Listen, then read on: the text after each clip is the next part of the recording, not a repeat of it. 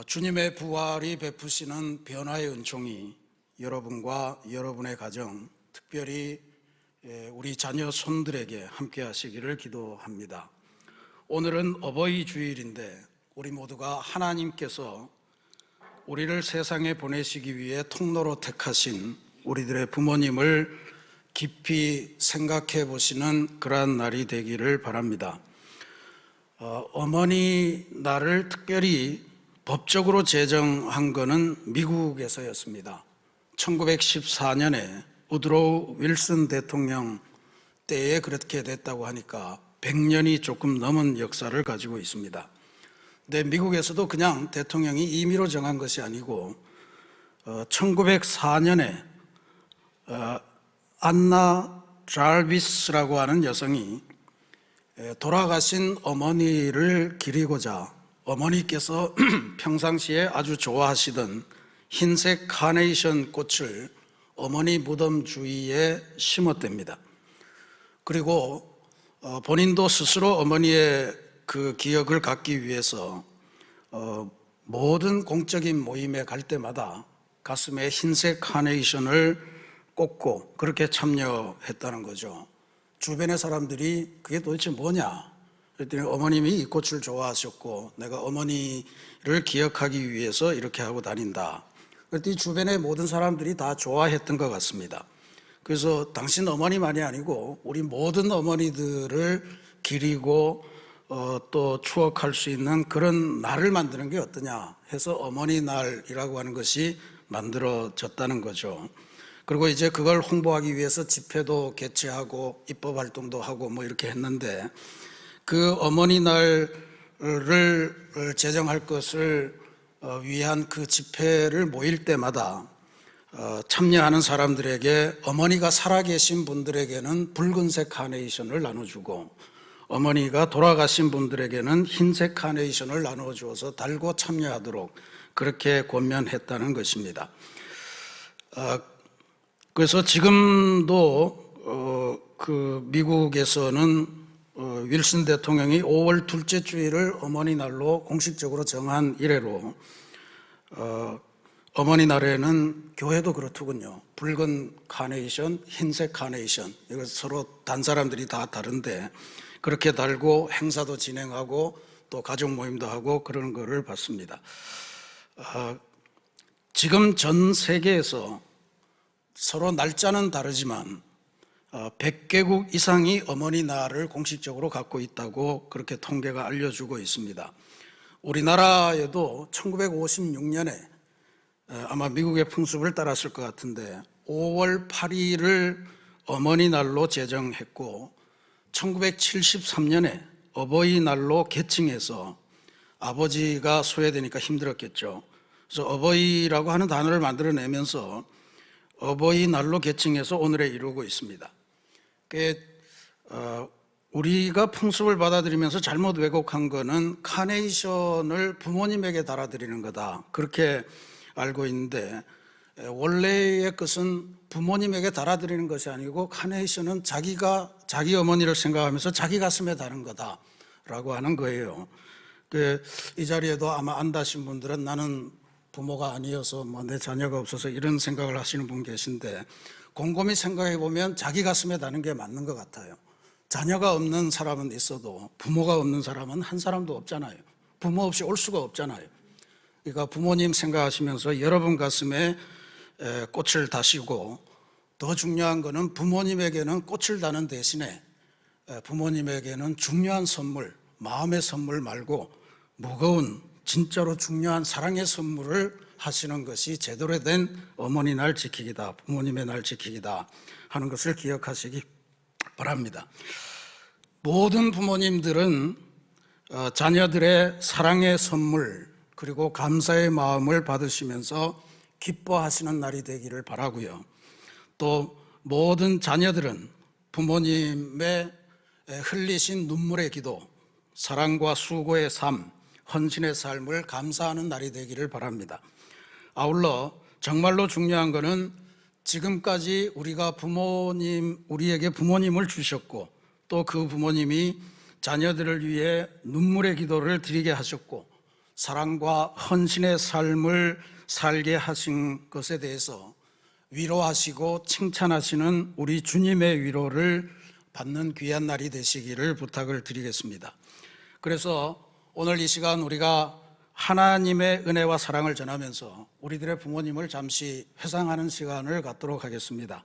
아마 부모님 옆에 계신 분들은 3부 예배는 거의 없어 보이는데 어머님을 잠시 생각하시고 어머님의 은혜에 감사하시고 어머니의 모습을 떠올려 보시면서 추억하시는 시간을 가지겠습니다.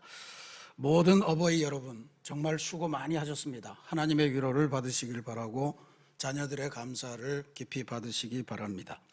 우리 교회에서는 만 70세 이상 되는 분들에게 이 시간에 사랑의 선물을 드리도록 하겠습니다. 70세가 되지 않으신 분들은 자녀들에게 꼭 선물 받으시기 바랍니다. 이 시간 전달하겠습니다. 고맙습니다. 박수 한번 하겠습니다.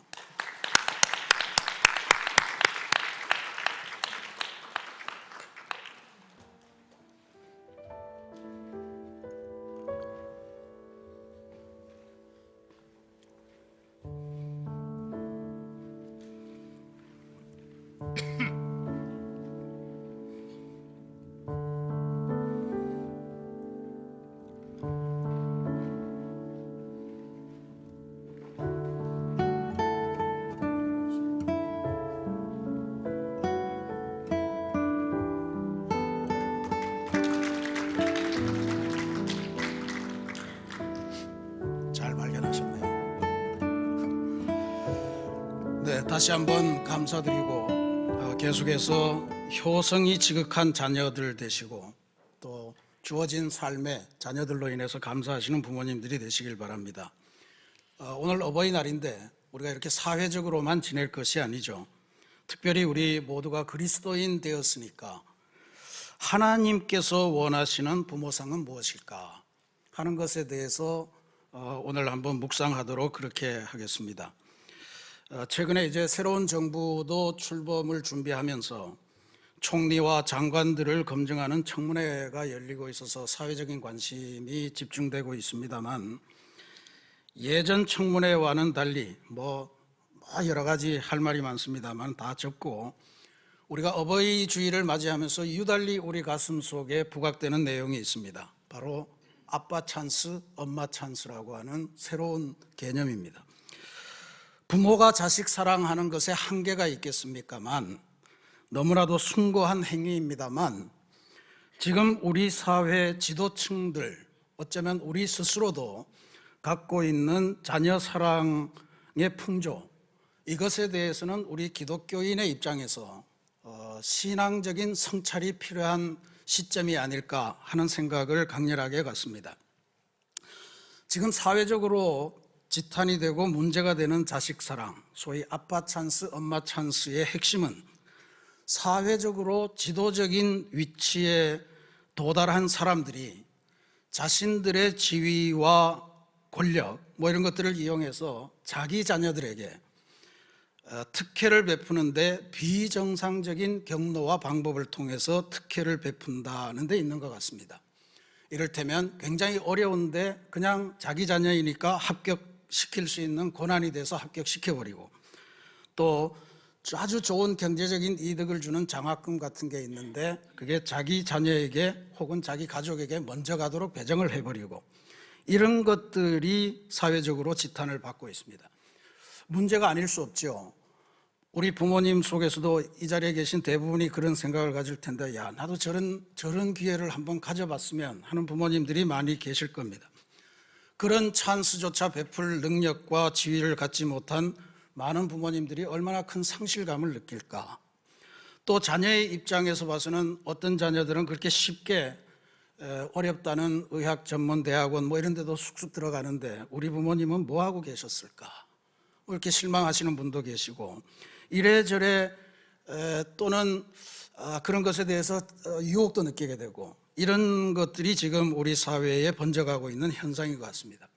그래서 우리는 그리스도인으로서 정말로 하나님께서 원하시고 기뻐하시는 어버이 또 어버이의 자녀 사랑은 무엇일까? 하는 것을 묵상하지 않으면 안 되는 시점이라 이렇게 봐서 오늘 그것을 한번 생각해 보고자 합니다. 오늘 우리가 봉독한 하나님의 말씀에는 우리가 주목할 만한 한 어머니가 있습니다. 다비다라고 하는 이름을 가진 어머니입니다. 사도행전 9장 10장은요 초대교회 역사에서 대단히 중요한 내용을 다루고 있습니다.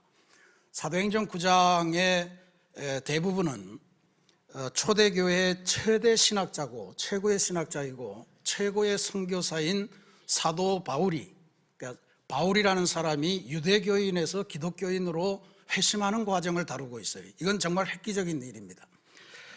그 다음에 9장 후반부와 10장은 초대교회 최고 지도자인 사도 베드로가 영적으로 자기의 신앙의 범위를 확장하는, 신앙의 지평을 새롭게 확장하는 그러한 베드로의 회심 과정을 담고 있습니다. 그러니까 이게 9장 10장을 거치면서 유대교에 갇혀있던, 유대인에게 갇혀있던 기독교가 이방인을 향해서 나아가는 터전을 마련한 거예요. 사도행전 10장에 보면 베드로의 회심 이야기가 나오는데 이방인 백부장, 로마 사람 백부장입니다. 로마 군인이죠. 로마 사람 백부장인 고넬료라고 하는 사람을 베드로가 만나서 세례를 주고 그리고 온 가족을 그리스도인으로 만들었다. 뭐 이제 이런 과정인데 거기에 나오는 이야기가 아주 재밌지 않습니까? 베드로가 요빠의 어떤 저 사람 집의 옥상에서 기도를 하는데 너무 배가 고파 있는 중에 하늘에서 환상을 보는데 보자기가 큰 게 하나 내려오는데 안에 보니까 4발 달린 짐승, 나는 짐승, 기는 짐승이 다 있더라, 이런 이야기죠. 그 하늘에서 음성이 들려오는데 잡아먹어라. 그러니까 베드로가 항변합니다. 지금까지 내가 율법에서 규정한 부정한 것을 한 번도 입에 댄 적이 없는데 못 먹습니다. 그랬더니 하늘에서 음성이 다시 들려오기를 내가 깨끗하게 했는데 네가 왜 부정하다고 그러냐, 먹어라. 이게 3번에 걸쳐서 반복이 됩니다. 이게 3번에 걸쳐서 반복되면서 베드로가 기도하는 중에 그게 이제 고넬료의 집으로 인도가 되고 그러면서 나중에 이 비밀을 깨달아가요. 근데 사도행전 9장 후반부에 그 고넬료에게 세례를 주고 고넬료를 구원의 대상으로 인정하고 하는 그 변화가 일어나는 어떤 사전 작업, 이런 것들이 일어나는 것을 볼 수가 있습니다. 실제로 베드로에게는 이미 주님께서 기적을 베푸신 그 능력이 임재해 있는 것을 사도행전 3장부터 알 수 있는데 9장 후반부에도 가면 중풍병으로 갑자기 누워서 쓰러진 애니아라고 하는 부인을 살려줘요. 그 다음에 오늘 우리가 봉독한 것처럼 이미 죽어버린 다비다라고 하는 여인을 다시 살려내는 그런 기적도 베풉니다. 그러니까 이런 과정이 베드로가 자기의 신앙의 새로운 차원으로 이렇게 성장해가는 그러한 과정에 중요한 역할을 하는데 그걸 한번 보도록 하겠습니다. 이 다비다라고 하는 이름, 이거 히브리식 이름입니다. 이 이름이 헬라어로 번역하면 도르가라고 한다, 그렇게 이제 기록이 나와 있죠. 왜 헬라어 이름을 기록했을까? 그거는 아마 요빠라고 하는 지역이 항구 도시인데 거기에 유대인들뿐만 아니고 수많은 이방인들, 특히 헬라어를 쓰는 사람들이 많이 출입을 했다라고 하는 것을 알려주고, 이 여인은 헬라식 이름을 가져야만 될 정도로 사회적인 활동이 왕성한 사람이었다라고 하는 것을 짐작해 줍니다. 근데 다비다, 도르가, 이거는 전부 다 말의 뜻은 사슴이라는 뜻입니다. 사람 이름이 사슴입니다. 왜 다비다의 부모님은 다비다를 낳고서 사슴이라는 이름을 지어주었을까? 사슴이 뭘까? 잘 알기가 어려워요. 시편에 사슴이 시냇물을 찾아 헐떡인다, 뭐 이런 구절은 나오지만 사슴의 발을 높은 곳에 두신다, 이런 것도 있고 한데 제가 우리나라식으로 상상을 해봤습니다. 예전 가수 중에 송창식이라는 분이 있었는데 그분의 노래 중에 꽃보다 귀한 여인이라고 하는 노래 속에 이런 가사가 있습니다. 사슴을 닮아서 눈이 아주 맑은 그 여자. 사슴. 그러니까 다비다를 낳고서 그 부모님이 다비다의 눈을 보면서, 한국식으로 이야기하면 그렇다, 다비다의 눈을 보면서 야, 눈이 이렇게 크고 맑을 수가 있나? 얘는 진짜로 선한 삶을 살겠구나, 착한 삶을 살겠구나 하는 생각과 기대를 하면서 사슴이라는 이름을 지어주지 않았을까, 그렇게 상상을 해봅니다. 근데 실제로 다비다가 살아갔던 삶은 선행과 구제와 복음 전도로 아주 충만한 삶이었음을 오늘 말씀을 통해 짐작할 수가 있습니다. 39절에 보면 다비다가 죽었을 때 다비다의 죽음을 애도하기 위해 모인 사람들이 전부 다가 다비다가 그들과 함께 있을 때에 지은 속옷과 겉옷을 다 내보이거늘, 이런 구절을 썼어요. 장례식에 가는데 평상시에 그분이 나에게 베풀었던 사랑의 징표, 사랑의 증거를 갖고 가는 거예요. 오늘날 우리는 장례식에 갈 때 뭘 들고 가십니까? 흰 봉투 들고 가시잖아요. 근데 그가 나에게 주었던 편지, 그가 나에게 선물했던 것, 그와 내가 함께 있는 그 사진, 이런 추억들을 들고 장례식에 갔더니 그 장례식이 얼마나 각별한 장례식이겠어요.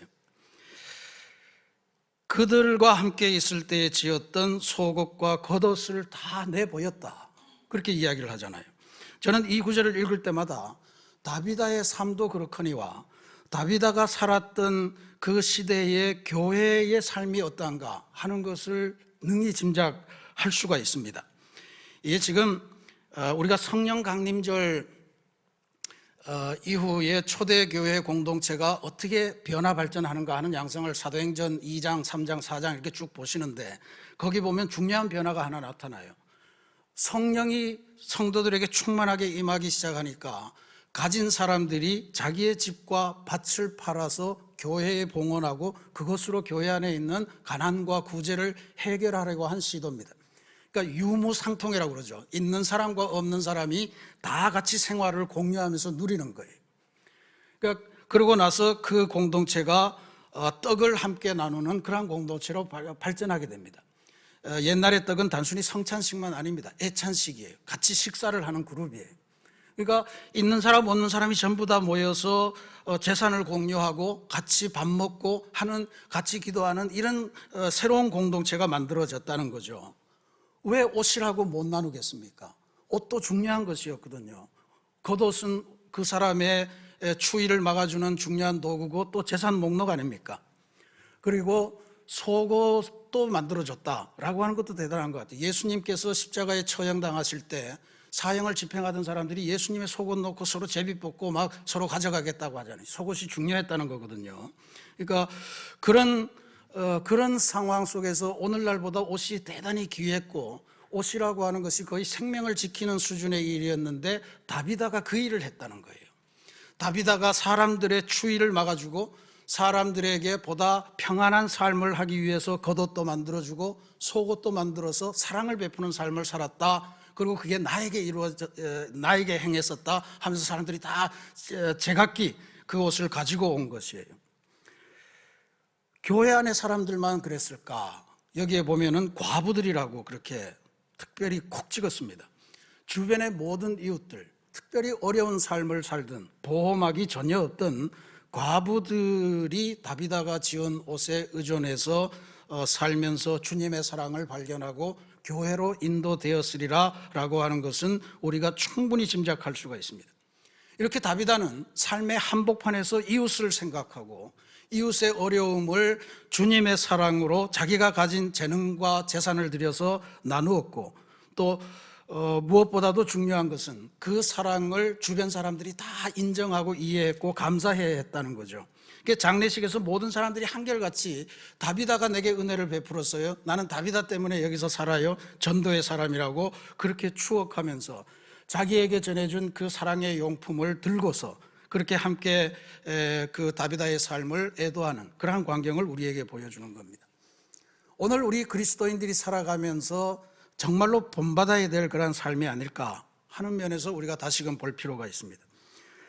다비다에게서 우리가 하나 더 기억할 점은 그녀가 살았던 삶도 그렇거니와 그가 죽었을 때조차도 교회를 위해서 귀하게 쓰임받았다는 것, 이것도 우리가 잊어서는 안 될 것 같아요. 이렇게 헌신적인 사랑, 전도의 삶으로 살아가던 다비다가 죽었습니다. 모두에게 큰 슬픔이었고 특별히 교회로서는 아마 큰 지도자 한 분을 잃었으니까 큰 상실이었을 거예요. 성도들이 이 다비다의 죽음에서 행한 것을 보면 기가 막힙니다. 다비다의 시체를 잘 씻어서 다락방에 모셨다, 그렇게 돼 있잖아요. 이 다락방이라고 하는 거는 아마 그 당시 좀 부유한 사람이 갖고 있었던 그러한 주택의 요건이고, 그 다락방이 굉장히 귀하게 쓰인 건 나그네를 대접하고 하는 것, 초대교회 교인들에게 있어서는 예배 장소였습니다. 성령 강림절도 마가라고 하는 사람의 그 다락방에서 이루어진 역사 아니었습니까? 그러니까 이 다비다는 옷을 만들어주는 사랑뿐만 아니고 자기의 거처를 내어놓고 예배 장소로 봉헌했던 그런 사람이다라고 하는 것을 우리가 짐작할 수 있죠. 근데 시체를 씻어서 다락에 올려놨다, 성도들의 마음이에요. 다비다가 헌신해서 내어놓은 그 예배 처소에서 다비다가 이제 어떻게 될 건지, 하나님에게로 갈 건지, 어떤 일이 일어날 건지, 그것을 간절히 기도하면서 주변에 있는 베드로를 초청해서 급히 불렀습니다. 뭔가 일어나기를, 또 뭔가 베드로가 뭐 해주기를 그렇게 바랐던 마음일 거예요. 다비다가 이렇게 죽는 것은 아니지 않는가 하는 생각을 가졌을지도 모르겠습니다. 근데 베드로가 당도했습니다. 베드로가 죽은 다비다의 시신이 있는 다락으로 올라갔습니다. 사람들을 다 내려보내고 나서 무릎을 꿇고 기도합니다. 예수님께서 살아계실 때 회당장 야이로의 죽은 딸아이를 살려낼 때의 그 광경을 기억나게 하는 대목이에요. 실제로 그때 예수님은 이미 죽은 아이의 손을 잡고 아람어로 달리다 쿰, 소녀야 일어나라 라고 하는 말씀을 선포합니다. 그랬더니 그 죽었던 아이가 살아나서 가족의 기쁨이 되었다, 그런 구절이 있죠. 베드로는 다락에 올라가서, 예수님은 기도도 안 하시고 바로 했지만 베드로는 아마 한숨 미치니까 무릎을 꿇고 기도한 다음에 시신을 향해서 다비다 쿰 이렇게 외쳤을 겁니다. 다비다야 일어나라, 이렇게 선포했을 거예요. 그랬더니 죽었던 다비다가 눈을 뜨고 베드로를 보고 앉았다, 그렇게 기록했죠. 베드로가 살아난 다비다의 손을 잡고 일으켜서 성도들과 가부들에게 인사를 시킵니다. 이 사건은 온 요빠를 흥분시켰고 수많은 요빠의 사람들이 주님께로 전도되는 계기를 이루었다라고 하는 것이 바로 이 사도행전의 기록입니다. 다비다는 죽어서도 교회를 부흥시키는 일에 쓰임받은 거예요. 근데 여기서 우리가 주목할 만한 사항이 하나 더 있습니다. 이 다비다의 죽음, 이것이 베드로의 회심에 굉장히 중요한 역할을 감당한다라고 하는 거예요. 베드로는 실로 위대한 사도입니다. 위대한 능력, 기적을 행하는 그러한 종으로 이미 변화되어 있었어요. 사도행전 3장에 날 때부터 걷지 못해서 늘 성전 미문 앞에서 구걸하면서 살던 장애인이 있었는데, 그 장애인이 그날도 구걸을 바라서 베드로의 눈을 뚫어지라고 한 푼 달라고 그렇게 요청하는데, 베드로가 그렇게 이야기하잖아요. 내게 은과 금은 없으나 내게 있는 것으로 너에게 주노니 곧 나사렛 예수의 이름으로 일어나 걸으라. 그리고 손을 잡아서 일으켰더니 그가 일어나서 걷기만 할 뿐 아니고 뛰고, 그 다음에 뭘 하냐 하면 성전 안으로 뛰어들어가요. 한평생 아무도 성전 안에 넣어주지 않았는데 이제 걷게 되니까 곧바로 성전 안에 들어가서 하나님을 찬양하는 사람으로 바뀌는 그 위대한 기적을 만들어낸 겁니다.